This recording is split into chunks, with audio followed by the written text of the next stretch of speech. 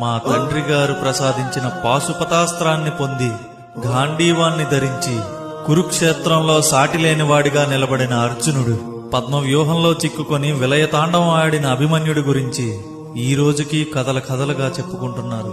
అసూయతో నిండిన దుర్యోధనుడు లాంటి వాడి కూడా కర్ణుడి రథం నేలకోలగానే, మిత్రమా రాజ్యం పోయినా పర్వాలేదు నువ్వు కావాలి అని స్నేహం యొక్క విలువని ఈ లోకానికి చాటి చెప్పాడు.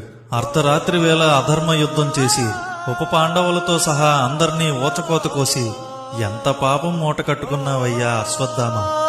ఇన్ని కుతంత్రాలు, ధర్మాలు, అధర్మాలు, రాయబారాలు, శాంతి సమావేశాలు, యుద్ధాలు జరిగాక చివరికి స్వర్గానికి చేరుకుంది ఎవరయ్యా?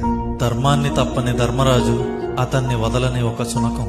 ఎంతటి కథలో పాండవులకు అండగా నిలిచి ద్రౌపది మానాన్ని కాపాడి కౌరవుల అన్యాయాన్ని సహించి కర్ణుణ్ణి మార్చే ప్రయత్నం చేసి